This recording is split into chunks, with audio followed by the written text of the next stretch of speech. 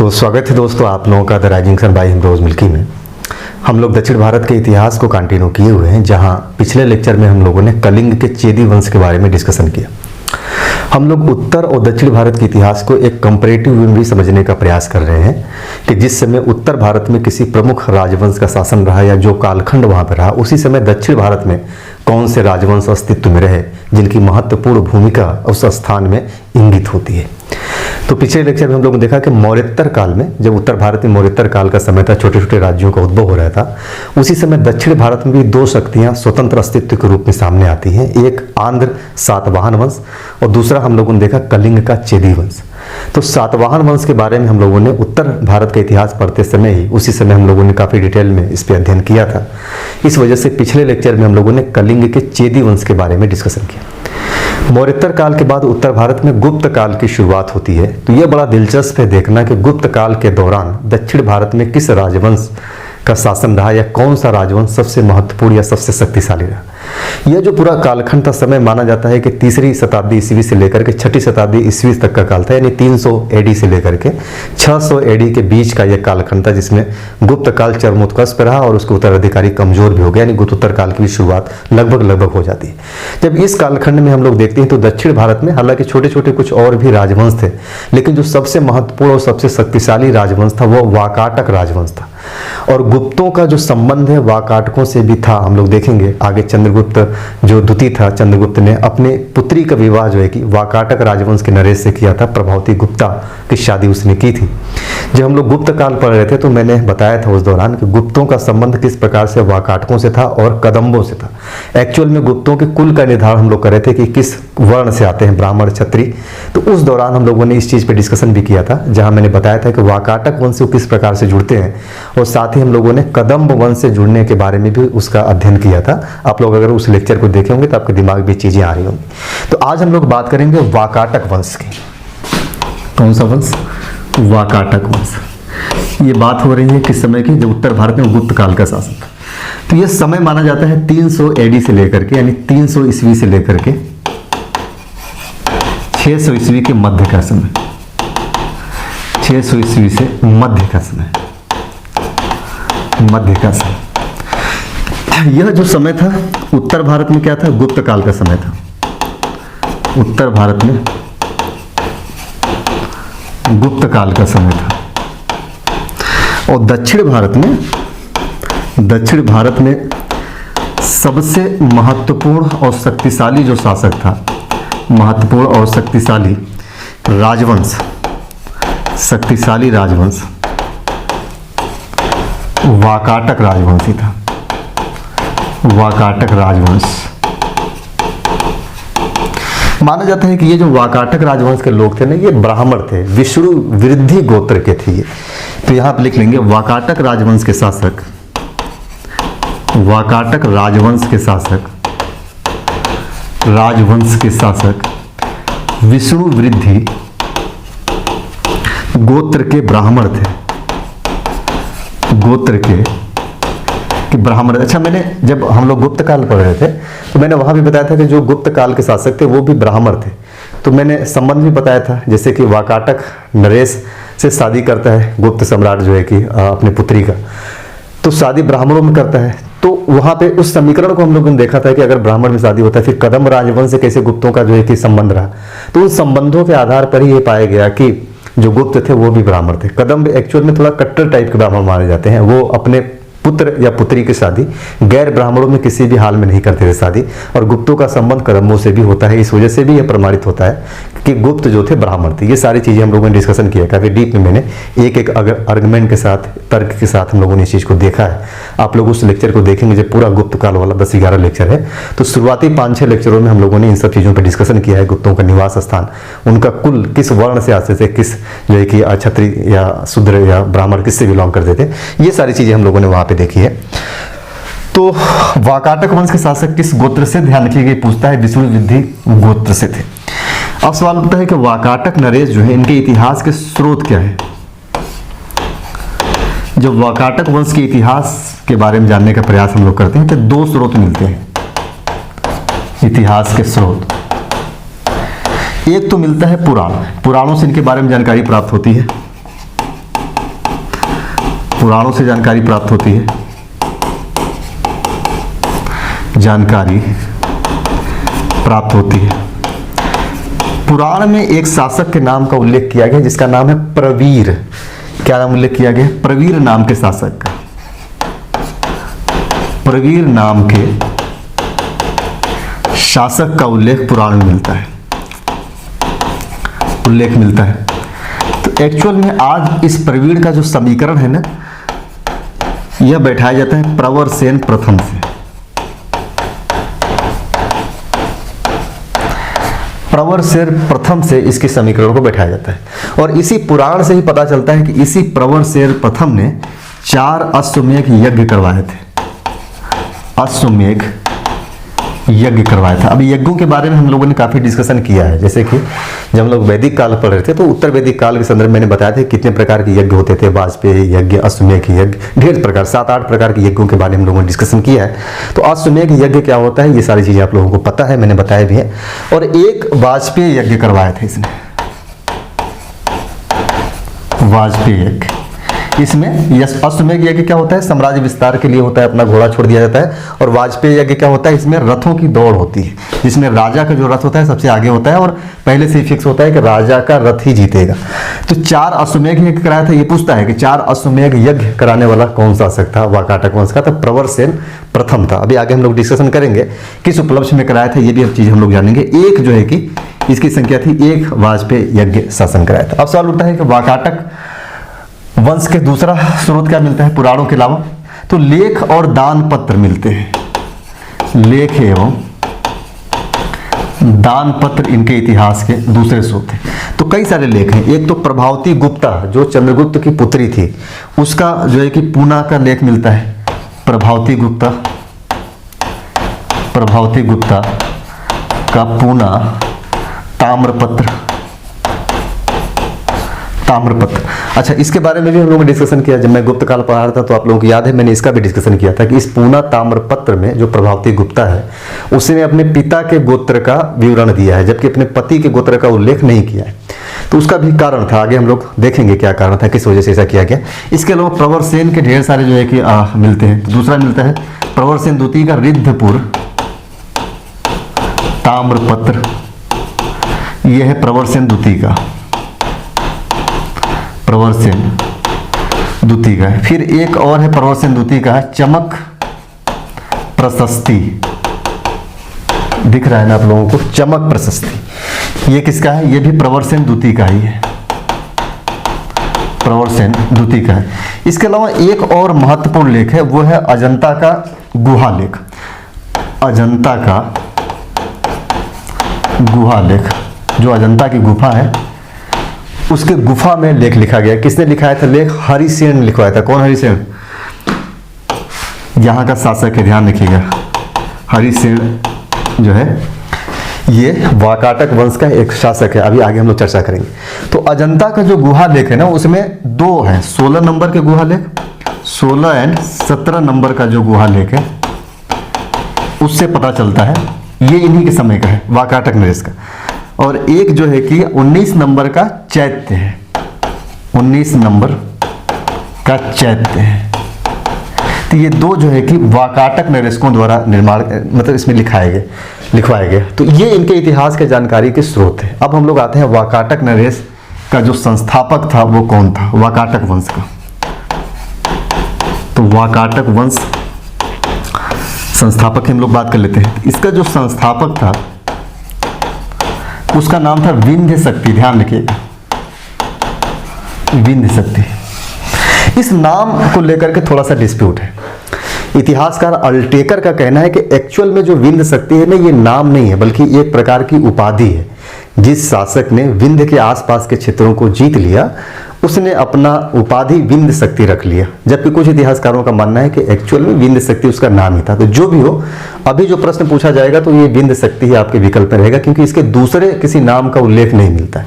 तो चाहे ये उपाधि रही हो उसको या उसकी नाम रही हो, एक ही नाम हम लोग को मिलता है, विंध्य शक्ति। तो एक्चुअल में क्या था? विंध्य शक्ति नाम और उपाधि दोनों था। यहां मैं लिख दे रहा हूं, नाम और उपाधि दोनों था। किस जगह शासन कर रहे थे? तो ये बरार, और मालवा को केंद्र बना करके ये शासन कर रहे थे। मालवा को केंद्र बनाकर शासन कर रहे थे। इनका मूल निवास स्थान भी माना जाता है बरार ही है।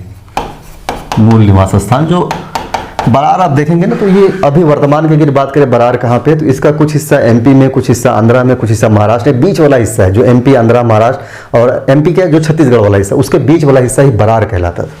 तो वही इनका मूल निवास स्थान था। बाद में अपने शक्ति का विस्तार ये मालवा तक करते हैं। तो ये बरार और मालवा को जो है कि केंद्र बना करके ये शासन करते हैं। इसके अलावा इनका जो राजधानी था नंदीवर्धन थी। राजधानी कहाँ था? नंदीवर्धन। बाद में प्रवरपुर राजधानी होता है, आगे मैं देखूंगा बदला जाता है। तो राजधानी था नंदीवर्धन। नंदीवर्धन इनकी राजधानी थी। क्लियर है यहाँ पे? अब आइए, जो पहला जो राजा था ना विंध्य शक्ति, इसके बारे में बहुत ज़्यादा जानकारियाँ उपलब्ध नहीं होती हैं, यानी विंध्य शक्ति के संदर्भ में कोई ज़्यादा जानकारी उपलब्ध नहीं है। विंध्य शक्ति के संदर्भ में ज़्यादा जानकारी उपलब्ध नहीं है।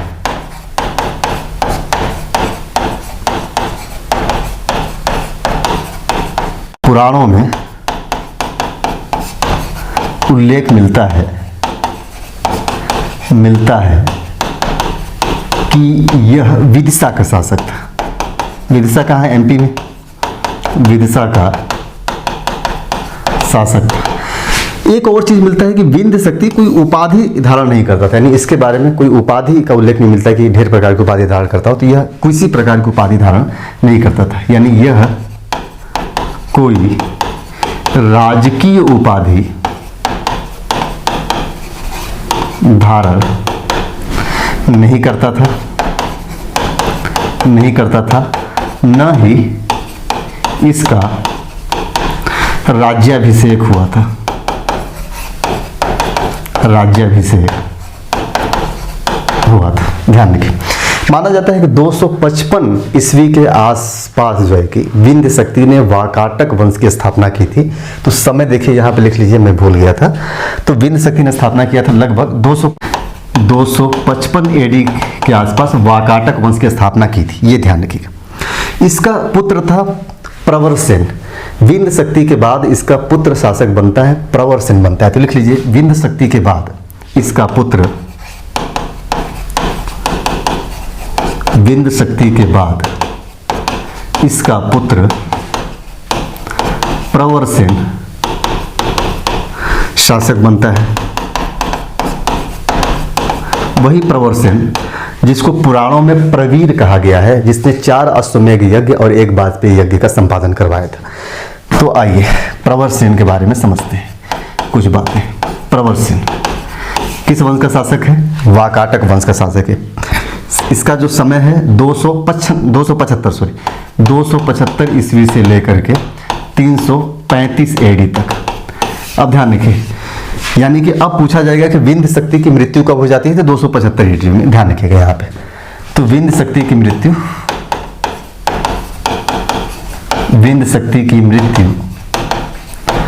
275 एडी में हो जाती है। उसी के बाद यह शासक बनता है प्रवरसेन, इसका पुत्र। तो प्रवरसेन के बारे में मैंने बताया कि इसे पुराणों में क्या कहा गया है? प्रवीर कहा गया है। इसे पुराणों में प्रवीर कहा गया है। प्रवीर कहा गया है। इसकी उपलब्धि है कि यह वाकाटक वंश का एकमात्र शासक है जो सम्राट की उपाधि धारण करता है। इसके बाद वाकाटक वंश का कोई भी शासक ऐसा नहीं है जो सम्राट की उपाधि धारण करता है। ध्यान रखिएगा, यही प्रश्न प्रवरसेन से ही प्रश्न खूब पूछता है। तो इनको ध्यान रखिए, इनका समय याद रखिएगा। इन्हें पुराणों में प्रवीर कहा गया, ये भी याद रखना है। 4 अश्वमेध यज्ञ कराता है, ये भी याद रखना है। 1 वाजपेयी यज्ञ कराता है, ये भी याद रखना है। एकमात्र शासक है जो सम्राट की उपाधि धारण करता है, ये भी याद रखना है। तो प्रवरसेन को पूरा याद ध्यान में रखिए। यहीं से प्रश्न अक्सर पूछ देता है वाकाटक वंश से। तो लिखिए, यह वाकाटक वंश का एकमात्र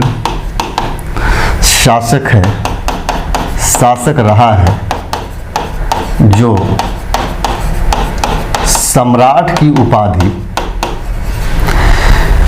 धारण करता था।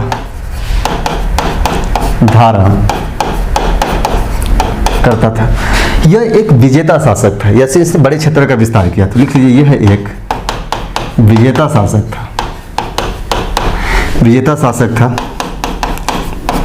और इसने चारों दिशाओं में राज्य का विस्तार किया था, राज्य का विस्तार किया था। ध्यान रखिए, यहाँ पे उल्लेख होता है कि यह ऐसा शासक था जिसने चारों दिशाओं में राज्य का विस्तार किया था, इसीलिए यह 4 अश्वमेध यज्ञ कराता है। ध्यान रखिएगा, चारों दिशाओं में राज्य का विस्तार, चारों दिशाओं में सैन्य अभियान करता है और उसी के उपलक्ष्य में ये 4 अश्वमेध यज्ञ कराता है। इतिहासकारों का जो मानना है कि अश्वमेध यज्ञ अपने विजयों की उपलब्धि के रूप में कराता था, जिसमें 2 विजयों के बारे में इतिहासकारों के पास जानकारी है और 2 विजयों के बारे में इनके पास जानकारी उपलब्ध नहीं है, लेकिन माना जाता है कि यह 4 दिशाओं या चारों दिशाओं में विजय अभियान किया, उसी के उपलक्ष्य में इसने 4 अश्वमेध यज्ञ कराए। तो पैराग्राफ चेंज करके लिखिए कि पुराणों से पता चलता है, पुराणों से पता चलता है कि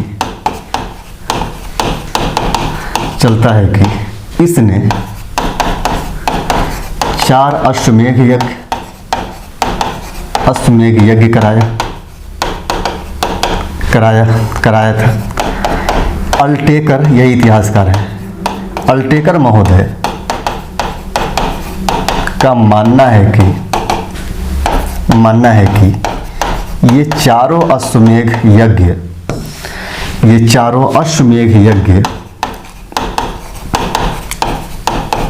चारों दिशाओं में सैनिक अभियान की समाप्ति के बाद कराया था,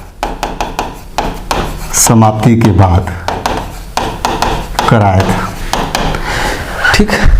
तो अल्टेकर साहब ने यह बातें बताई कि चारों दिशाएं में सैनिक अभियान किया, उसी के उपलक्ष्य में इसने 4 अश्वमेध यज्ञ कराया। एक वाजपेयी यज्ञ भी कराया था, मैंने ऊपर लिखवा दिया है, तो यहाँ पे मैं उसे मेंशन नहीं करूंगा, ये चीज बस ध्यान रखना है आपको। तो 4 अश्वमेध कराता है ये किस उपलक्ष्य में? चारों दिशाओं में सैनिक अभियान के उपलक्ष्य में। तो देखिए, पहला मध्य प्रांत यानी एमपी वाला हिस्सा के पूर्वी तथा उत्तर पूर्वी भाग में सैन्य अभियान कराता है। ये सैन्य अभियान करता है। पहला यज्ञ हो गया यहाँ पे, अश्वमेध यज्ञ। दूसरा दक्षिण में करता है ये सैन्य अभियान। तो लिखिए, दूसरा सैन्य अभियान दक्षिणी बरार तथा उत्तर पश्चिमी आंध्र प्रदेश के हिस्से में करता है और माना जाता है कि इस क्षेत्र को ये जीत भी लेता है। तो दूसरा अश्वमेध यज्ञ हो जाता है, दूसरा अश्वमेध यज्ञ। और 2 अभियानों के बारे में एक साथ चर्चा मिलता है, 2 अलग अलग बातें नहीं करती। कहा जाता है शेष 2 अभियान गुजरात एवं काठियावाड़ के शकों के ऊपर किया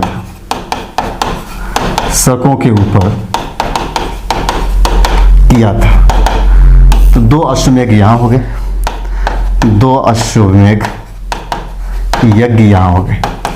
तो कुल मिलाकर के कितने अश्वमेध हो गए? 4 अश्वमेध हो गए। तो कहा जाता है कि यह चारों दिशाओं में अपने सैन्य अभियान करता है और उसी के उपलक्ष्य में अश्वमेध यज्ञ का आयोजन कराता है।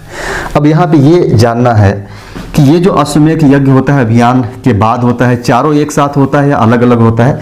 तो इस संदर्भ में कोई जानकारी उपलब्ध नहीं है कि वो चारों अश्वमेध यज्ञ का संपादन एक साथ करता है या हर एक अभियान के बाद करता है। कुछ इतिहासकारों का मानना है कि हर अभियान के बाद वह एक अश्वमेध यज्ञ करता था। इस वजह से मैंने यहाँ पे ये चीज़ लिखवा दी। हालांकि ये चीज़ें कभी पूछेगा नहीं आपको कि किन किन अभियानों के बाद किया गया। अक्सर ये पूछ देता है कि 4 अश्वमेध यज्ञ कराने वाला शासक कौन है, तो वाकाटक वंश का प्रवीर या प्रवरसेन प्रथम है। ठीक, अब आइए थोड़ा सा पैराग्राफ चेंज करिए, लिखिए सातवाहन राज्य के विघटन के बाद, सातवाहन राज्य के विघटन के बाद, राज्य के विघटन के बाद प्रवरसेन पहला शासक था, पहला शासक था जिसने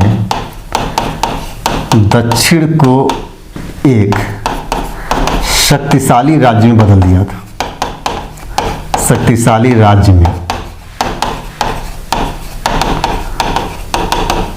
बदल दिया था, या दक्षिण को एक शक्तिशाली राज्य बना दिया था। यानी कहने का मतलब कि जहां मौर्योत्तर काल में सातवाहनों ने दक्षिण को एक मजबूत स्थिति प्रदान की, वहीं गुप्त काल में वाकाटकों ने दक्षिण को एक मजबूत स्थिति प्रदान किया था।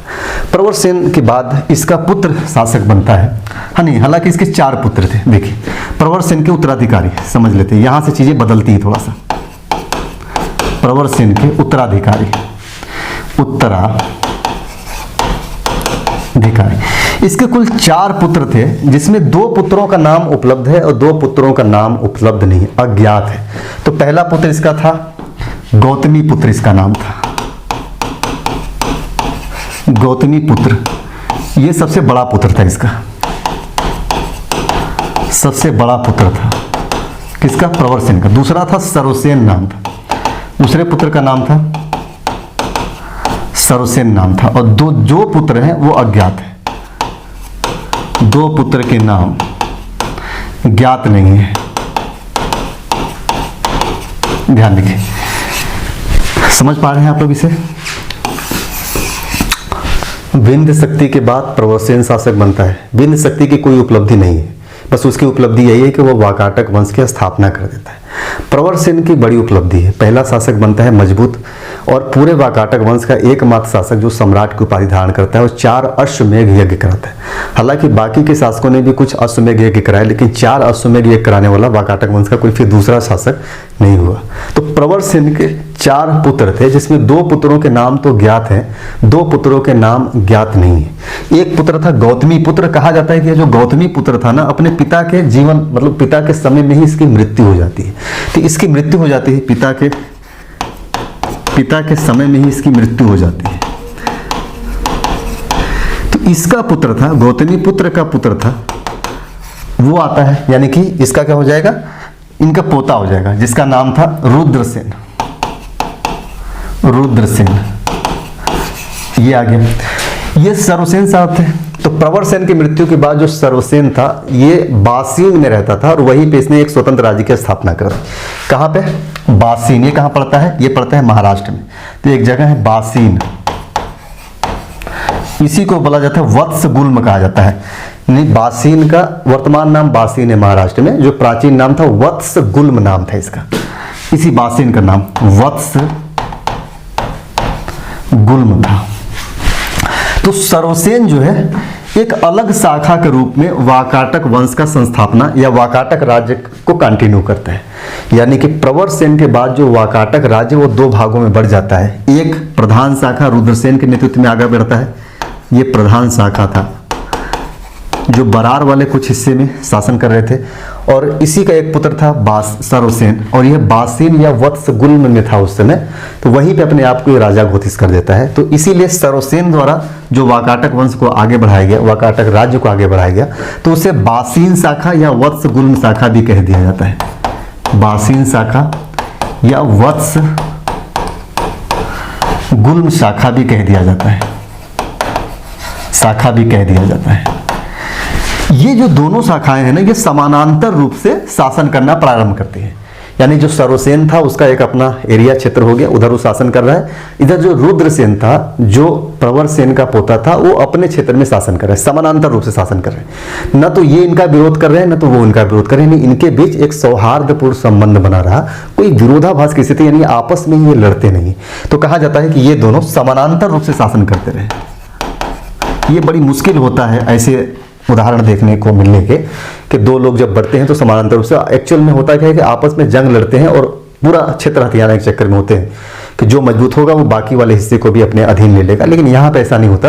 ये समानांतर रूप से दोनों, कोई विरोध नहीं करता एक दूसरे का, दोनों सौहार्दपूर्ण तरीके से, नहीं अच्छे संबंधों के साथ बीच बीच में एक दूसरे की मदद भी करते थे जहां सैन्य अभियान की जरूरत होती थी। तो ये दोनों शाखाएं आपस में मिल करके उस सैन्य अभियान को संचालित करते थे। तो माना जाता है कि समानांतर रूप से शासन करते रहेंगे, शासन करते रहे। तो ये वाला जो शाखा हो गया रुद्रसेन का, कौन सा शाखा कहलाया? प्रधान शाखा कहलाया। और ये जो सरोसेन वाला जो था वो बासीन शाखा या वत्स गुल्म शाखा भी कहा जाता है। तो अब हम लोगों को जो अध्ययन करना है, दोनों का अलग अलग अध्ययन करना है। हालांकि एक समय हम लोग आएंगे जब देखेंगे प्रधान शाखा भी मिल जाता है सरोसेन या वत्स गुल्म शाखा से, जो हरिसेन शासक बनता है। तो उस समय हरिसेन का दोनों शाखाओं पर कब्जा हो गया था। कब्जा इन द सेंस कि इस शाखा में कोई बचा ही नहीं था, तो इस शाखा में ऑटोमेटिक यह शाखा मिल जाती है, यानी इसका कोई उत्तराधिकारी नहीं बचा।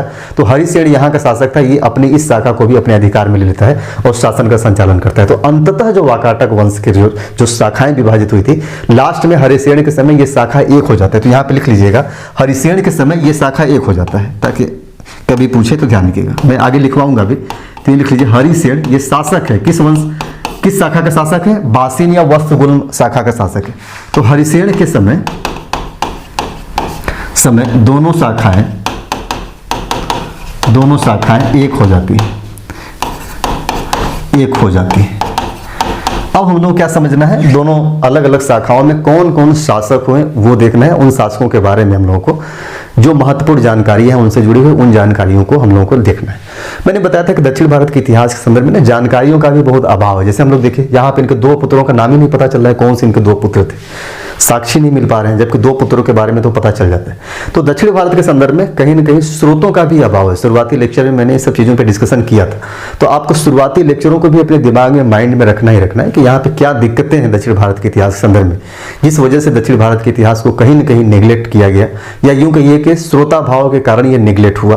हालांकि अब इस पे शोध कार्य हो रहे हैं, अभी दक्षिण भारत के इतिहास के संदर्भ में काफी गहन कार्य किए जा रहे हैं और लगातार यह प्रयास किया जा रहा है कि दक्षिण भारत के संदर्भ में भी एक विस्तृत इतिहास को लाया जाए। जैसे कि उत्तर भारत के संदर्भ में एक विस्तृत इतिहास हमारे सामने उपलब्ध है, हजारों किताबें उपलब्ध हैं, हजारों रिसर्चेज उपलब्ध हैं। दक्षिण भारत के संदर्भ में ऐसी स्थिति नहीं है, लेकिन अभी रिसर्चेज खूब हो रहे हैं, तो नए नए तथ्य भी आ रहे हैं। तो हम लोग उन तथ्यों को भी शामिल कर रहे हैं जो नए नए तथ्यों के रूप में हम लोगों के सामने आते हैं। आने वाले समय में इतिहास और भी आगे बढ़ेगा। वो कहा जाता है कि इतिहास का कोई एंड नहीं होता है, यानी history is not endless. History का कभी अंत नहीं होता है। इतिहास नए नए रूपों में सामने आती है, नए नए तथ्य आते हैं और नए तरीके से इतिहास को फिर से एक प्रकार से उन तथ्यों के हिसाब से कुछ चीजें जोड़ी जाती हैं, कुछ चीजें घटाई जाती हैं। तो वो इतिहास के एक क्रमबद्धता ये चलती रहती है। तो आइए अब हम लोग हेडिंग डाल लेते हैं प्रधान शाखा। और प्रधान शाखा का जो पहला शासक था कौन था? मैंने बताया रुद्रसेन। कौन था रुद्रसेन? ये था गौतमी पुत्र का पुत्र था और प्रवरसेन का पोता था। ये समझ रहे हैं ना, लिख लीजिए प्रधान शाखा। अच्छा, सभी शासकों के बारे में मैं अभी एक ही जगह बता देता हूं, जिससे आपके दिमाग में रहे कि प्रधान शाखा में कौन कौन से शासक। जब प्रधान शाखा की बात करते हैं ना, तो पहला शासक रुद्रसेन, दूसरा शासक पृथ्वीसेन, पृथ्वीसेन प्रथम, तीसरा शासक रुद्रसेन द्वितीय, रुद्रसेन द्वितीय, 1 2 3 एक शासक और होता है प्रवरसेन द्वितीय, प्रवरसेन द्वितीय। फिर एक शासक और होता है जिसका नाम था नरेंद्र देव, देव नहीं सेन है ना, नरेंद्र सेन। और एक शासक और था पृथ्वीसेन, प्रथम है यहाँ पे पृथ्वीसेन द्वितीय हो जाएगा।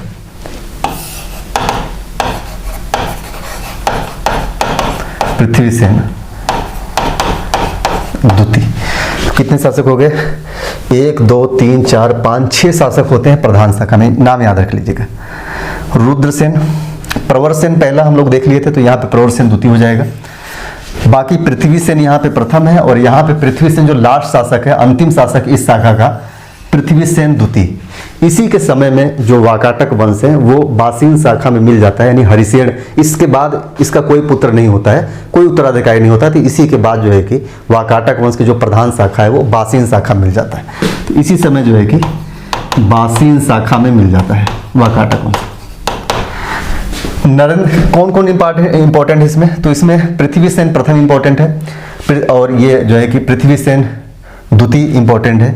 बाकी इधर कोई इंपॉर्टेंट नहीं है ज़्यादा। कुछ कुछ पॉइंट्स हैं हम लोग देख लेते हैं, क्योंकि इतिहास को हम लोग पढ़ रहे हैं तो चीज़ों को थोड़ा सा समझ लेते हैं। बाय द वे कभी प्रश्न पूछ दे, कई बार मिलाने वगैरह के लिए भी प्रश्न पूछे जाते हैं, जैसे वाकाटक नरेशकों का क्रमबद्धता से मिलाइए, तो ये सारे क्रमबद्ध रूप से एक दूसरे के पिता पुत्र हैं, ध्यान रखिए। ये पिता है, ये पुत्र है, ये पिता, ये पुत्र, ये पिता, ये पुत्र, ऐसे ही चल रहा है क्रमबद्धता। पिता पुत्र का जो क्रम है वो टूटता नहीं कहीं।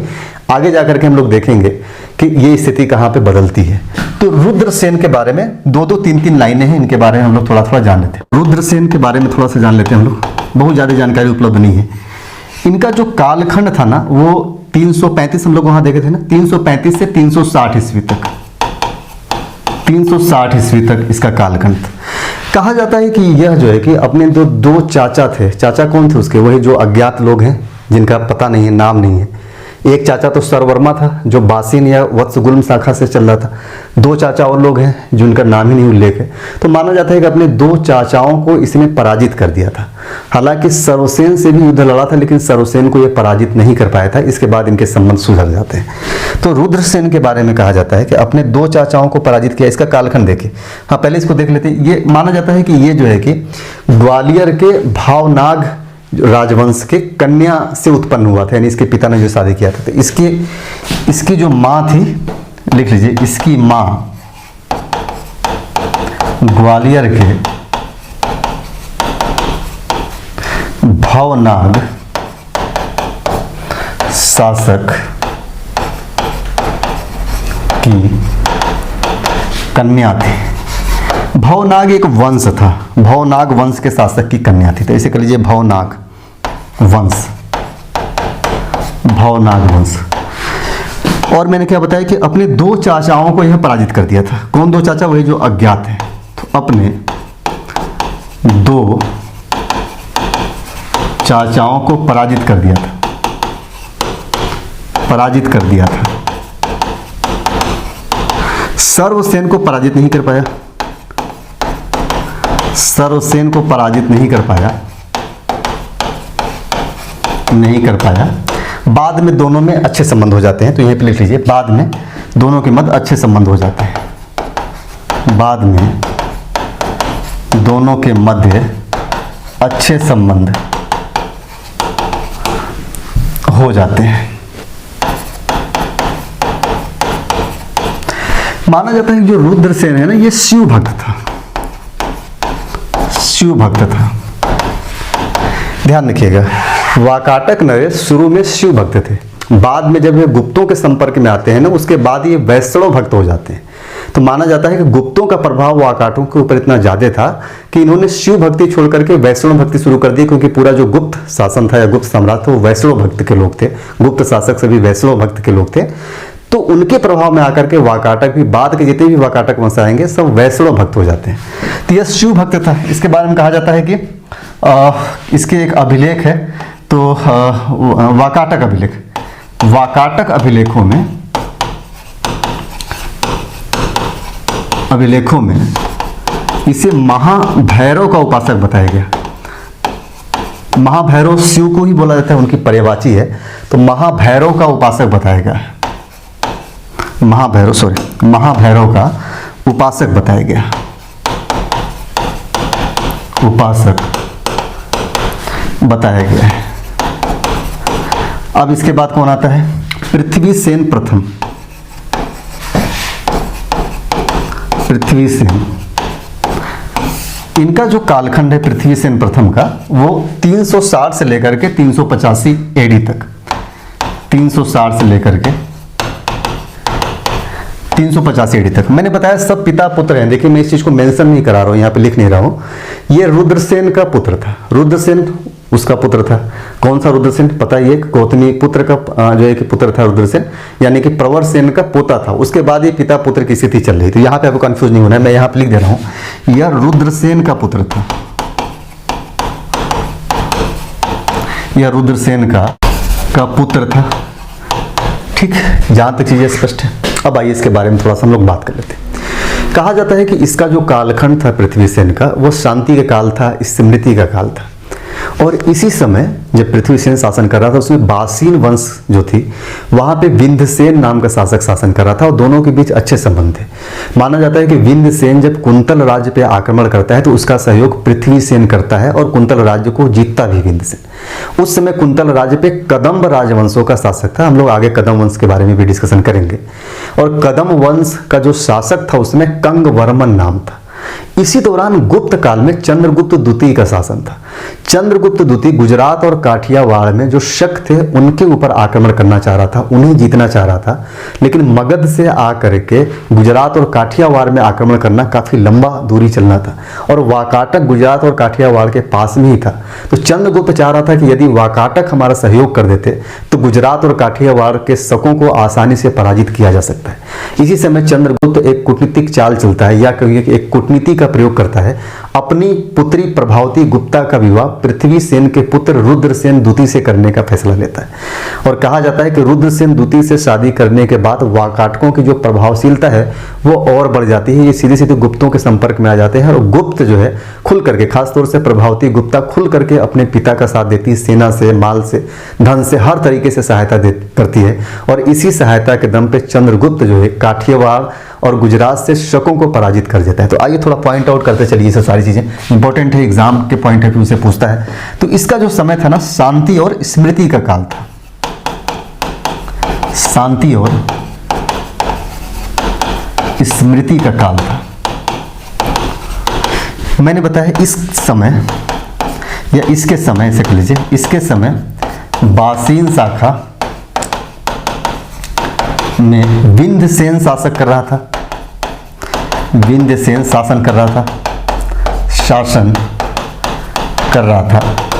इसने कुंतल राज्य पर आक्रमण किया, इसने कुंतल राज्य पर आक्रमण किया तो पृथ्वीसेन ने इसकी सहायता की थी। तो इससे समझ पा रहे हैं कि दोनों के संबंध ठीक ठाक थे। विंध्यसेन बासीन शाखा का था, प्रधान शाखा के पृथ्वीसेन था, दोनों के बीच ठीक ठाक संबंध थे। और ये इंपॉर्टेंट है कि कुंतल राज्य पे किसका शासन था, तो लिख लीजिए कुंतल राज्य पे कदम्ब वंश का शासक था। कुंतल राज्य पे कदम्ब वंश का शासन था, कदम्ब वंश का शासन था, और शासक का नाम कंगवर्मन था, कंगवर्मन था। अच्छा, ये तो होगी इस समय जो है कि बासीन शाखा में कौन शासन कर रहा था। मैंने बताया कि इसी समय गुप्त काल में चंद्रगुप्त द्वितीय शासन कर रहा था, तो लिख लीजिए इसी समय गुप्त काल में चंद्रगुप्त द्वितीय शासन कर रहा था।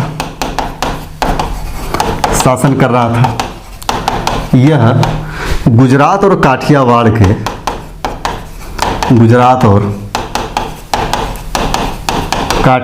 के शकों को पराजित करना चाह रहा था,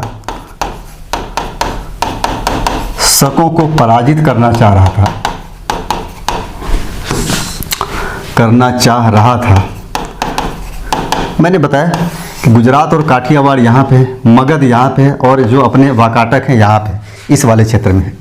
तो यहाँ से यहाँ पे पहुँचना जल्दी से आसानी है, सैन्य के साथ ढेर सारी सुविधाओं के साथ पहुँचा जा सकता है, लेकिन यहाँ से जो है कि यहाँ आना थोड़ा मुश्किल है। इसी वजह से चंद्रगुप्त द्वितीय चाह रहा था कि अगर ये यहाँ से पहुँच करके हमें यहाँ सहायता कर देते तो हमारी सेना जाती है, तो यहाँ पे आसानी से शकों को पराजित किया जा सकता है। और बखूबी इस काम में चंद्रगुप्त द्वितीय सफल भी होता है। हालांकि वैवाहिक कूटनीति का सहारा लेता है, वैवाहिक संबंध स्थापित करता है, जिसमें ये सफल भी होता है। तो पराजित करना चाह रहा था। इसके लिए वाकाटकों का सहयोग आवश्यक था। अतः चंद्रगुप्त द्वितीय ने अपनी कन्या प्रभावती गुप्ता का विवाह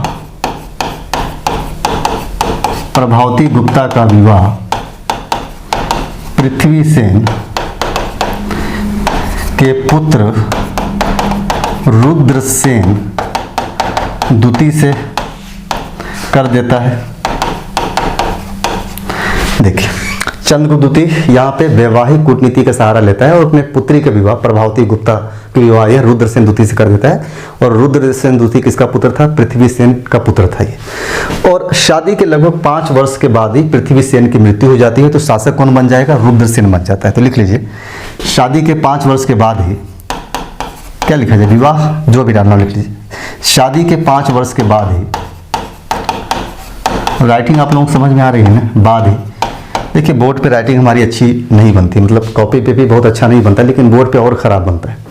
बस हमारी कोशिश है कि आप लोगों को समझ में आ जाना चाहिए। मैं बोलता भी जाता हूँ तो आप इजी टू अंडरस्टूड हो जाना चाहिए, आप लोगों को इतना समझ जाएंगे। शादी के 5 वर्ष बाद ही पृथ्वीसेन की मृत्यु हो जाती है। पृथ्वीसेन की मृत्यु हो जाती है। जब पृथ्वीसेन की मृत्यु हो गई तो शासक कौन बनेगा? स्वाभाविक सी बात है, इसका पुत्र बनेगा रुद्रसेन। तो अब हेडिंग डाल लीजिए, रुद्रसेन।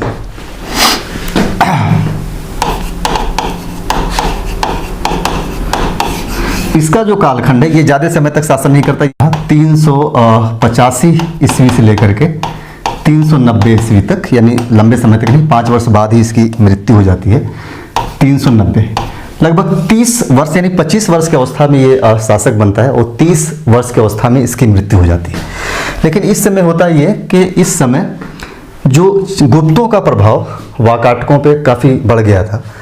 तो लिख लीजिए कि इस समय गुप्तों का प्रभाव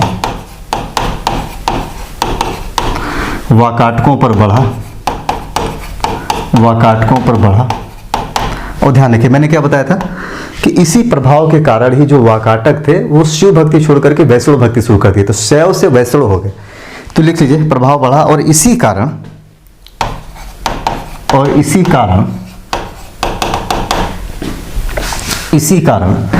रुद्रसेन ने शिव भक्ति छोड़कर वैष्णव भक्ति करने लगा।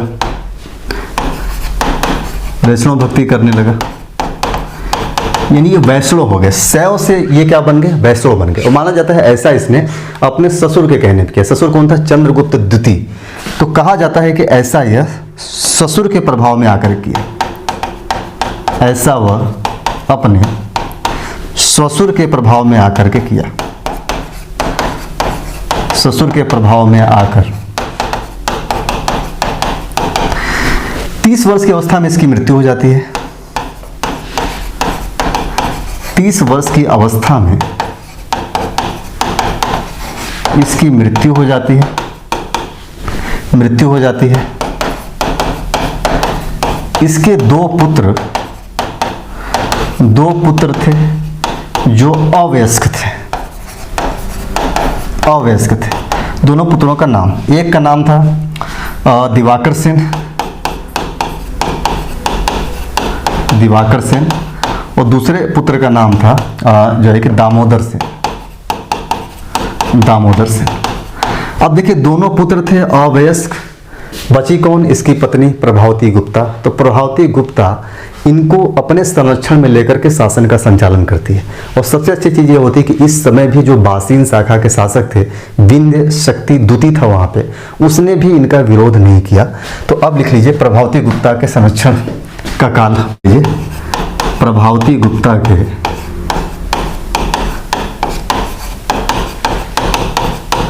संरक्षण का काल। समझ पा रहे हैं इस चीज को? इसका मतलब ये हुआ कि इसके जो पुत्र थे वो अवयस्क थे, राजा बनने के कंडीशन में नहीं थे। तो जो माँ थी उसने अपने पुत्रों की संरक्षिका के तौर पे शासन करना प्रारंभ किया। और सबसे अच्छी चीज़ यह थी कि जो बासीन शाखा में विंध्य शक्ति द्वितीय शासन कर रहा था उसने इसका विरोध भी नहीं किया। मैंने बताया ठीक ठाक संबंध थे इनके बीच, कोई विरोध नहीं किया। प्रभावती गुप्ता चंद्रगुप्त द्वितीय की पुत्री थी और चंद्रगुप्त द्वितीय ने वैवाहिक कूटनीति का प्रयोग करते हुए वाकाटकों से शादी किया था ताकि गुजरात और काठियावाड़ के शकों को पराजित किया जा सके। जब प्रभावती गुप्ता संरक्षिका के तौर पे शासन शुरू करती है ना, तो वो सीधे सीधे चंद्रगुप्त के प्रभाव में आ जाती है और बहुत ज़्यादा प्रभाव में आ जाती है। इतना प्रभाव में आ जाती है कि जब चंद्रगुप्त द्वितीय गुजरात और काठियावाड़ के शकों के विरुद्ध अभियान चलाता है तो यह न केवल सैन्य सहायता देती है बल्कि सैन्य के साथ साथ आर्थिक सहायता भी उपलब्ध कराती है। और कहा जाता है कि प्रभावती गुप्ता की सहायता से ही चंद्रगुप्त द्वितीय ने काठियावाड़ और गुजरात के शकों को पराजित कर दिया, उनको वहां से खदेड़ दिया, भगा दिया। और यह प्रभाव उस जगह भी स्पष्ट होता है कि जब प्रभावती गुप्ता अपना ताम्रपत्र लिखवाती है पूना में, तो वह अपने गोत्र के संदर्भ में अपने पिता के गोत्र का उल्लेख करती है, जबकि इसे अपने पति के गोत्र का उल्लेख करना चाहिए। तो इससे इतिहासकारों का मानना है कि अपने पिता के कितने प्रभाव में थी या अपने पिता के प्रभाव में आकर के इसने क्या क्या काम किए। तो आइए देखिए, लिखिए। इस समय मैंने बताया बसीन का जो शाखा था, बसीन वंश का शासक था विंध्य शक्ति द्वितीय था। तो इस समय बासीन शाखा का शासक, बासीन शाखा का शासक विंध्य शक्ति द्वितीय था और इसने विरोध भी नहीं किया। विंध्य शक्ति द्वितीय था, इसने कोई विरोध नहीं किया, कोई विरोध नहीं किया। ठीक। प्रभावती गुप्ता पूरी तरह चंद्रगुप्त द्वितीय के प्रभाव में थी। प्रभावती गुप्ता पूरी तरह चंद्रगुप्त द्वितीय के प्रभाव में थी, द्वितीय के प्रभाव में थी। यहां तक कहा जाता है कि प्रभावती गुप्ता के नाम पे यहाँ का शासन, वाकाटक वंश का शासन चंद्रगुप्त द्वितीय ही संचालित कर रहा था। ये बात होती है। चंद्रगुप्त ने कई सारे मंत्रियों को भेजा प्रभावती गुप्ता के लिए सहायता के लिए। यूं कि इतिहासकारों का मानना है कि प्रभावती गुप्ता सिर्फ एक नाम मात्र का मोहरा था, उसकी जो बेटी थी। पूरा शासन का संचालन चंद्रगुप्त द्वितीय ही कर रहा था। इसी वजह से चंद्रगुप्त द्वितीय ने अपने तरीके से इससे सैन्य सहायता भी लिया और अपने तरीके से आर्थिक सहायता भी लिया। तो यहाँ पे प्रभावती गुप्ता चंद्रगुप्त द्वितीय पूरी तरह प्रभाव में थी। एक प्रकार से लिख लीजिए, एक प्रकार से यह कहा जाता है कि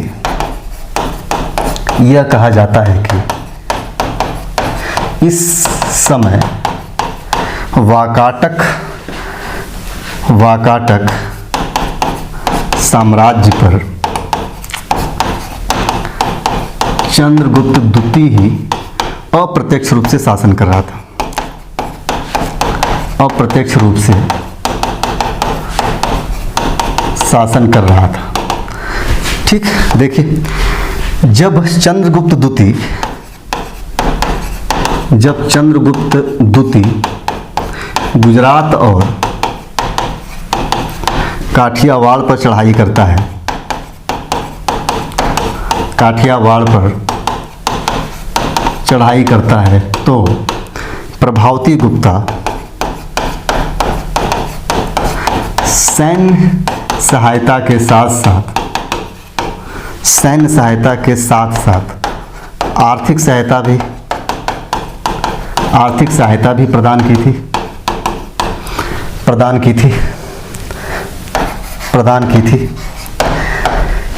एक पैराग्राफ लिख लीजिए कि प्रभावती गुप्ता अपने पिता के इतने प्रभाव में थी, प्रभावती गुप्ता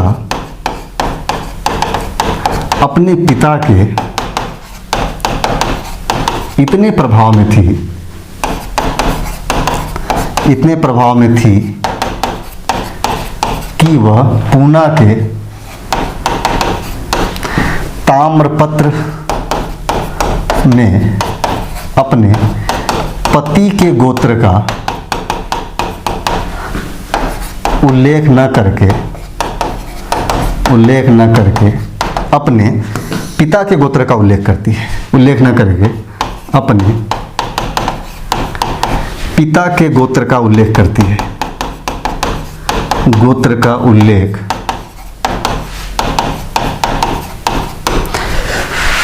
इस संदर्भ में अगर आपको और ज़्यादा जानकारी चाहिए तो आप गुप्त काल वाला लेक्चर देखेंगे। मैं वहाँ पे काफ़ी और डीप में जाकर के डिस्कशन किया हूँ इस चीज़ को लेकर के।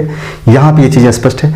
एक दुर्घटना होती है यहाँ पे कि प्रभावती गुप्ता का जो बड़ा पुत्र है ना, उसकी मृत्यु हो जाती है। तो ध्यान रखिएगा, यहीं पे लिख लीजिएगा कि इसी समय इसके इसी समय इसके बड़े पुत्र दिवाकर सेन की मृत्यु हो जाती है।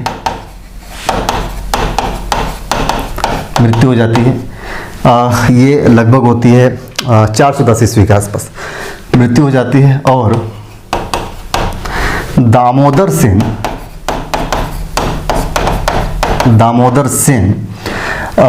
प्रवर सेन द्वितीय के नाम से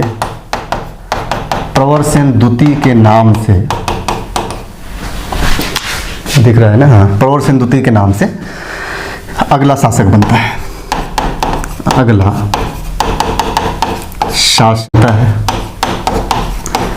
अब शासक कौन बनता है? अगला प्रवर सेन द्वितीय बनता है।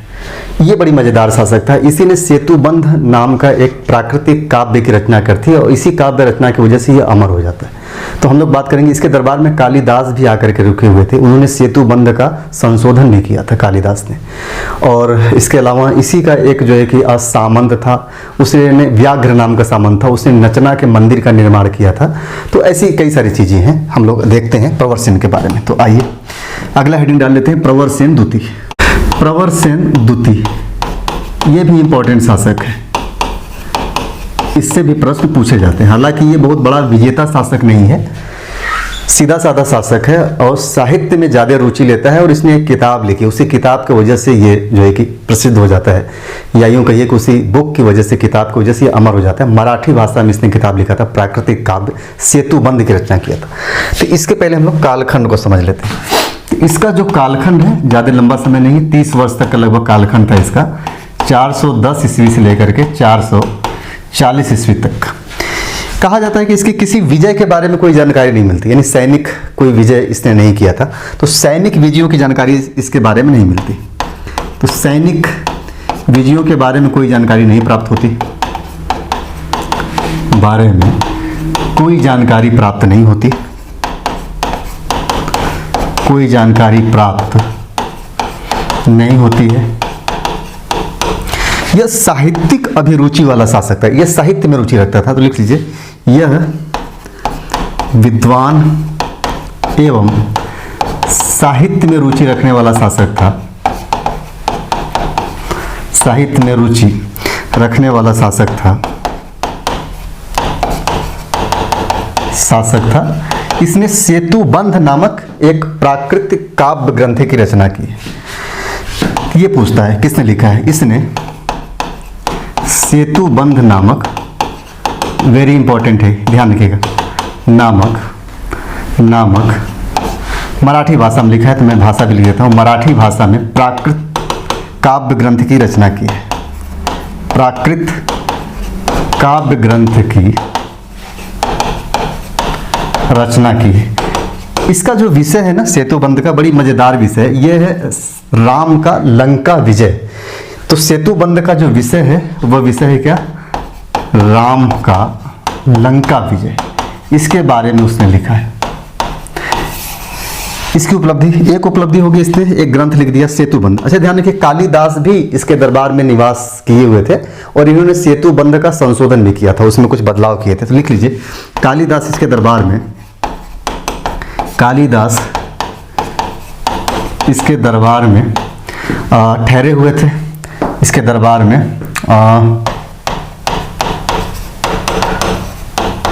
कुछ समय तक ठहरे हुए थे, ऐसे कर लीजिए। कालिदास इसके दरबार में कुछ समय तक ठहरे हुए थे। कुछ समय तक ठहरे हुए थे और इन्होंने सेतुबंध में संशोधन किया था। सेतुबंध में कुछ संशोधन किया था। यह भी इंपॉर्टेंट है कि सेतुबंध में संशोधन किसने किया था? कालिदास ने किया था। गुप्तों के समय के ही थे कालिदास और गुप्तों से इनका अच्छा खासा संबंध भी था। तो कालिदास यहाँ पे एक और इसके मिलता है, इसके सामंत, किसका सामंत? इसी प्रवर सेन का सामंत जो है कि, तो इसका सामंत व्याघ्र, इसका सामंत व्याघ्र ने नचना के मंदिर का निर्माण करवाया था। मंदिर का निर्माण करवाया था। एक काम तो ये, तो कालिदास किसके दरबार में रुके, किसने जो है कि नचना मंदिर का निर्माण करवाया, तो इसी का संबंध था व्याघ्र। दूसरा जो महत्वपूर्ण इसके समय की जो घटना है वह है कि यह राजधानी बदल देता है और एक नए नगर की स्थापना करता है, प्रवरपुर, उसी को यह राजधानी बना देता है। तो लिख लीजिए, यह प्रवरपुर नामक नए नगर की स्थापना करता है, नगर की स्थापना करता है और इसे अपनी नई राजधानी बनाता है। नई राजधानी, पुरानी राजधानी क्या मैंने बताया था, नंदीवर्धन था पुरानी राजधानी। तो नंदीवर्धन के जगह पर अपने नाम से ही इसने एक नए नगर की स्थापना की, प्रवरपुर, और इससे नई राजधानी बनाई। इसके अलावा लिख लीजिए कि इसने अपने पुत्र,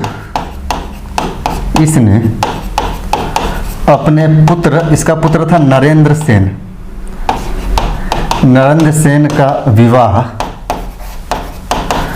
कादम्ब राजकुमारी से किया था। कादम्ब राजकुमारी अजीत भट्टारिका से किया था। नाम भी याद रखिएगा, इंपॉर्टेंट है ये, अजीत भट्टारिका से किया था। गुप्त काल वाला जब आप पढ़ेंगे ना टॉपिक, तो वहाँ पे इन सब चीज़ों का मैंने जिक्र किया है कि कैसे जो है कि गुप्तों का संबंध कादम्बों से होता है, फिर वाकाटक कादम्ब कैसे एक साथ फिर से अच्छे संबंध में हो जाते हैं, जबकि एक समय था कि ये विरोधी थे, बाद में इनके अच्छे संबंध हो जाते हैं। तो ये चीज़ें। अच्छा, अजीत भट्टारिका ये कौन था, कादम्ब राजकुमारी थी। तो माना जाता है कि जो शासक था या जिसकी पुत्री थी शासक था, तो ये कादम्ब जो राजकुमारी थी ना, अजीत भट्टारिका, यहाँ पे लिख लीजिए, अजीत भट्टारिका काकुत्स वर्मन की कन्या थी, काकुत्स वर्मन की कन्या थी। ध्यान रखिएगा, ये जो कादम्ब वंश के शासक थे ना, ये बहुत ही कट्टर ब्राह्मण माने जाते हैं। कहा जाता है कि ये अपना वैवाहिक संबंध क्षत्रियों में भी स्थापित नहीं करते, ये ब्राह्मणों में ही वैवाहिक संबंध स्थापित करते हैं। तो ये जो काकुत्स वर्मन था ना, अपने एक पुत्री का विवाह तो कर देता है वाकाटक नरेश के साथ, और एक पुत्री का विवाह वो गुप्त साम्राज्य में करते हैं, गुप्त शासकों से करता है, गुप्त नरेश करता है। तो लिख लीजिए, यही कौन, यही काकुत्स वर्मन, ध्यान रखिएगा, यही अपनी एक पुत्री का विवाह गुप्त कुल में किया था, विवाह गुप्त कुल में किया था। तो बस प्रवरसेन द्वितीय के बारे में यही सारी चीज़ें, इतनी ही चीज़ें मतलब कि उपलब्ध हैं, ज़्यादा चीज़ें इसके बारे में उपलब्ध नहीं है। जो भी जानकारियाँ थी प्रवरसेन द्वितीय के संदर्भ में, वो चीज़ें हम लोगों ने देख लिया। अब इसके बाद इसका पुत्र बनता है, तो अब छोटी छोटी चीज़ें हैं, जान लेते हैं। इसका पुत्र नरेंद्र सेन, इसका भी कालखंड ज़्यादा नहीं था, कम समय था। तो 440 से लेकर के 20 वर्ष का था ये, 460। इसके समय में कहा जाता है कि बस्तर में, छत्तीसगढ़ के पास करें, नलवंशी राजाओं का शासन था, छोटे राजा थे। उन्होंने नरेंद्र सेन को पराजित कर लिया और इसके राजधानी पर भी कब्जा कर लिया था। लेकिन माना जाता है कि नलवंशी जो राजा था, उसकी मृत्यु के बाद नरेंद्र सेन पुनः अपने उस राज्य को अपने अधिकार में ले लेता है, अपने जो एक राजधानी पे भी कब्जा कर लेता है और बस्तर के उस क्षेत्र को भी अपने अधिकार में ले लेता है। बस इतनी जानकारी है नरेंद्र सेन के बारे में। तो लिख लीजिए, इसके समय में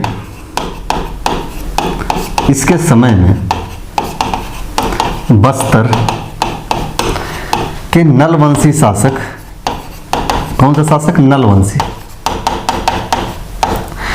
उसका नाम था, नलवंशी शासक का भवदत्त वर्मन नाम था, भवदत्त वर्मन ने इसके क्षेत्र पर अधिकार कर लिया, इसके राजधानी पर अधिकार कर लिया,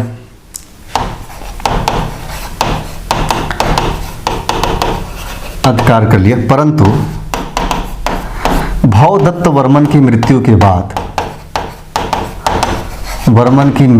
बाद नरेंद्र सेन ने पुनः अपने क्षेत्र को वापस जीत लिया। नरेंद्र सेन ने बस्तर समेत यानी उसके क्षेत्र को भी जीत लिया था, बस्तर सहित अपने राजधानी को वापस अपने अधिकार में कर लिया, अपने राजधानी को वापस अपने अधिकार में कर लिया, अधिकार में कर लिया। अब एक लास्ट शासक बचता है पृथ्वीसेन। ये भी 20 वर्ष का शासन करता है, 460 से 480। इसका कोई पुत्र वगैरह नहीं था। पृथ्वीसेन,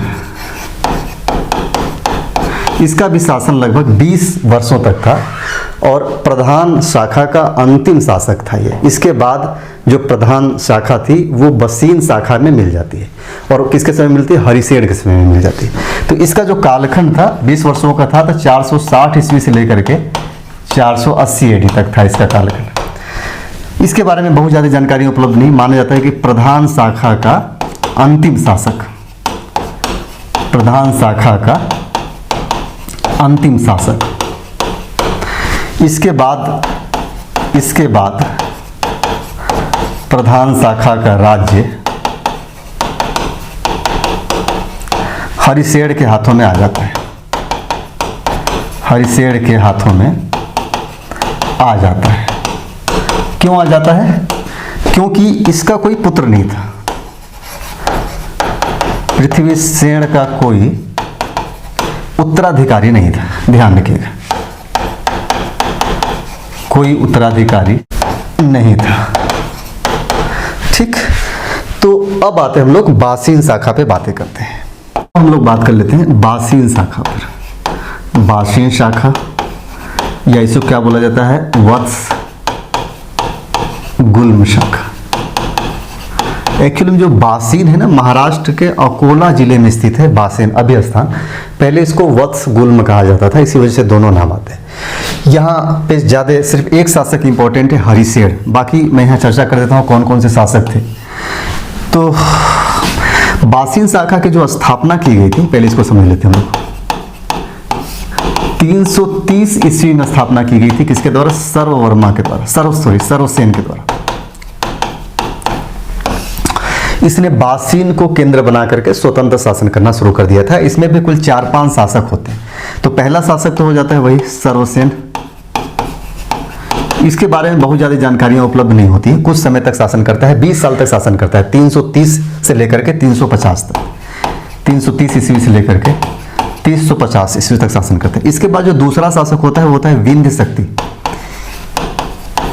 शक्ति द्वितीय। इसका जो शासन होता है 350 से लेकर के 400 ईस्वी तक, यानी लगभग 50 सालों तक शासन करता है। इसके बारे में हम लोगों ने देखा कि कुंतल को इसने जीता था, और कुंतल को जीतने में इसने प्रधान शाखा के शासक से प्रवरसेन से सहायता लिया था। तो यह जो है कि कुंतल का विजय करता है, कदम वंश यहाँ पे शासन कर रहे थे, कुंतल का विजय करता है, और एक गांव भी दान में देता है, नादेर। यह जो नादेर है यह हैदराबाद में स्थित है, नामक गांव को दान देता है, गांव को दान देता है। इसके बाद जो तीसरा शासक है, इसके बारे में जानकारी उपलब्ध नहीं है कि तीसरा शासक कौन था। कहा जाता है कि एक शासक था, लगभग 10-15 सालों तक शासन किया था। उसका जो पुत्र था उसके बारे में कोई जानकारी नहीं है, लेकिन उसके पुत्र का पुत्र आता है चौथे शासक के रूप में। तो वह शासक का नाम था देवसेन। तो तीसरा, रुकिए मैं तीसरा के बारे में भी बता देता हूं। एक्चुअली में तीसरे शासन के रूप में कहा जाता है कि इस समय संयुक्त रूप से शासन का संचालन हो रहा था कुछ वर्षों के लिए ही। तो इस समय दोनों शाखाओं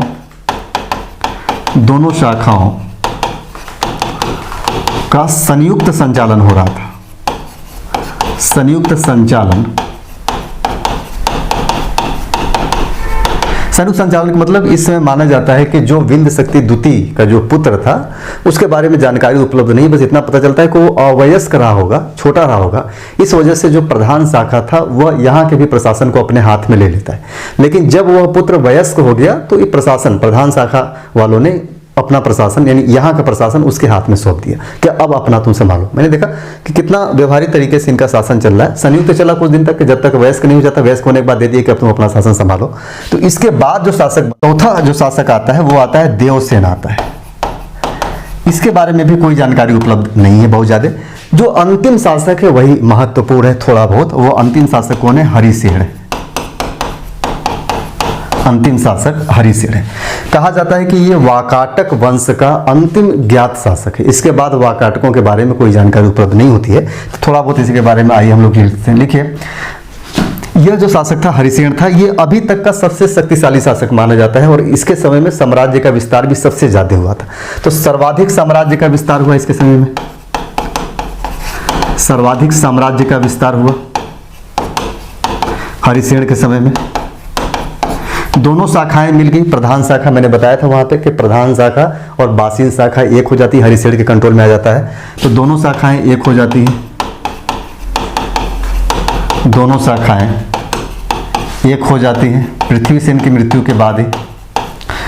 इसके अलावा हरिसेन के बारे में कहा जाता है वाकाटक वंश का अंतिम ज्ञात शासक है। वाकाटक वंश का अंतिम ज्ञात शासक है, अंतिम ज्ञात शासक। इसके मृत्यु के बाद वाकाटक साम्राज्य छिन्न भिन्न हो जाता है। तो लिख लीजिएगा, हरिसेन की मृत्यु के बाद, हरिसेन की मृत्यु के बाद वाकाटक साम्राज्य छिन्न भिन्न हो जाता है, छिन्न भिन्न हो जाता है। और मैंने बताया कि जब बड़े साम्राज्य टूटते हैं तो छोटे छोटे राज्य बनते हैं। तो यहाँ पे कदम्ब राजवंश, नलवंशी राजवंश आ जाता है। तो छोटे छोटे राज्य कुछ समय के लिए आते हैं। तो इसके पश्चात लिख लीजिए, इसके पश्चात कुछ समय के लिए छोटे छोटे राजवंशों की उत्पत्ति होती है, राजवंशों की उत्पत्ति होती है। तत्पश्चात यानी इन छोटे राजवंशों को लिख लीजिए, इन छोटे राजवंशों को चालुक्य नरेशों ने पराजित करके, चालुक्य नरेशों ने पराजित करके मजबूत चालुक्य साम्राज्य की स्थापना की। पराजित करके एक बड़े चालुक्य साम्राज्य की स्थापना की, या विशाल कर लीजिए, एक विशाल चालुक्य साम्राज्य की स्थापना की। एक विशाल चालुक्य साम्राज्य की स्थापना की, चालुक्य साम्राज्य की स्थापना की। अब यहाँ से हम लोगों की एक भूमिका बन गई कि आगे हम लोग क्या पढ़ेंगे, चालुक्य वंश के बारे में पढ़ेंगे। चालुक्य वंश भी 3 जगहों पे शासन कर रही थी। तो वातापी के चालुक्य, वेंगी के चालुक्य, इनको हम बांट करके हम लोग देखेंगे। एक्चुअल में दक्षिण भारत के इतिहास का तात्पर्य लोग यहीं से लेते हैं कि चालुक्यों से जब शुरुआत होता है। हालांकि वाकाटक और चेदी वंश की भूमिका भी दक्षिण भारत के इतिहास में महत्वपूर्ण है, जो आगे की कड़ी को जोड़ती है। यही वजह है कि हम लोगों ने चेदी वंश और वाकाटक वंश के बारे में पढ़ा, जिससे आप बेहतर तरीके से दक्षिण भारत के इतिहास में उस क्रमबद्धता को कोरिलेट कर पाएंगे, समझ पाएंगे। चालुक्यों की उत्पत्ति कैसे होती है पता लग गया। छोटे छोटे राज्य थे, कदम्ब थे, नालवंश थे, ऐसे कई सारे राज्य आ जाते हैं। इन सभी राज्यों को पराजित करके चालुक्यों ने एक बड़े साम्राज्य की स्थापना की। तो आगे हम लोग चालुक्य के बारे में अध्ययन करेंगे नेक्स्ट लेक्चर से। तो उम्मीद है सारी चीजें आप बेहतर तरीके से समझ गए होंगे। वाकाटकों के बारे में 2-3 शासक इंपॉर्टेंट है, बस उसे आप लोगों को ध्यान रखना है। कौन कौन से प्रश्न प्री में पूछे जा सकते हैं? सेतुबंध खूब पूछा गया, हरिसेन पूछा जा सकता है, वाकाटक वंश का अंतिम शासक है। सेतुबंध के बारे में खूब पूछा जाता है। फिर 4 अश्वमेध यज्ञ जो किया गया था उसके बारे में खूब पूछा जाता है। तो ये सारी चीजें आप लोगों को बेसिकली दिमाग में रखना है। बाकी शासक अगर दिमाग में आ जाए एक स्टोरी टाइप से तो अच्छी बात है, नहीं आएगा तो भी कोई बात नहीं है। मुख्य चीजें आपके दिमाग में होनी चाहिए। तो चलिए अगला जो लेक्चर होगा अब हम लोगों का चालुक्य वंश का होगा। इसे हम लोग समझेंगे अलग अलग 3 भागों में कहाँ कहाँ पे शासन करते हैं। तो मिलते हैं नेक्स्ट लेक्चर में फिर। Thank you.